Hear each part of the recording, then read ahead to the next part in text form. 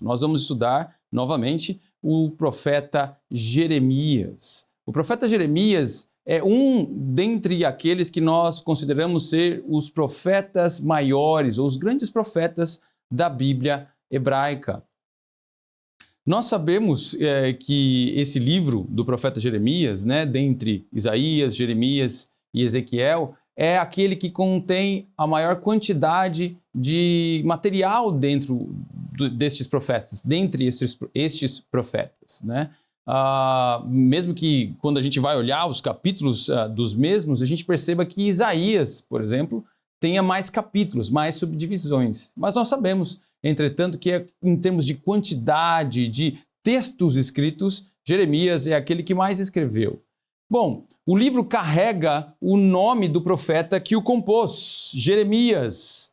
E esse nome, o nome Jeremias, significa o Senhor, ou Yahweh, que é o nome de Deus, exalta. A exaltação que Deus traz, que Deus dá àquele que confia nele. É sugestivo o fato deste livro carregar esse nome, não apenas o nome porque o nome de seu autor era Jeremias, mas porque de fato nós estamos vendo nele o desenvolvimento de uma teologia robusta, cheia de significados, tentando levar o leitor e a audiência da época de Jeremias a entender que a destruição babilônica que caía sobre eles um dia acabaria, um dia chegaria ao fim.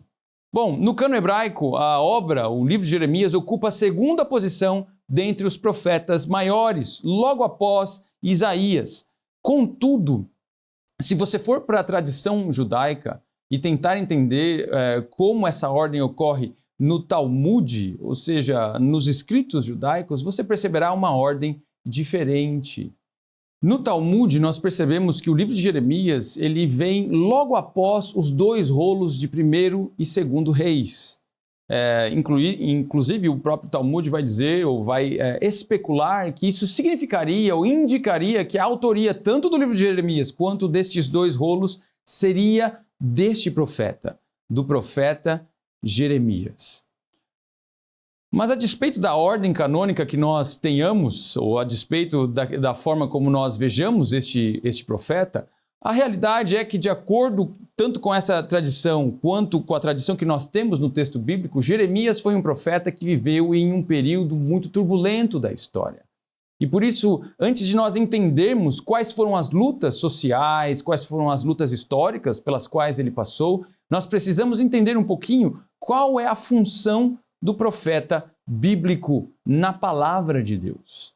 Bom, há 3 palavras específicas que são utilizadas com maior abundância na Bíblia hebraica para falar sobre o profeta, para designar o profeta, para chamar o profeta pelo nome. A primeira dela é a palavra roé.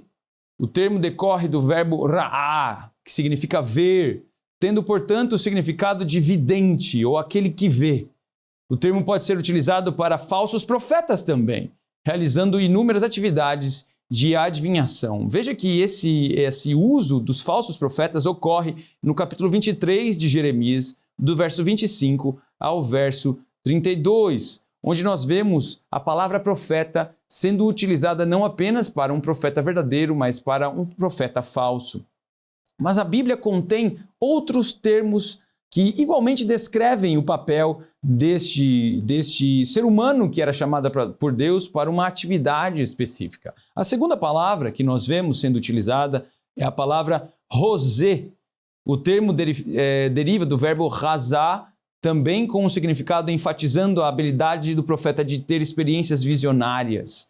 Um termo análogo ou parecido ou decorrente do termo rosé é o verbo ou é a palavra razon, em realidade.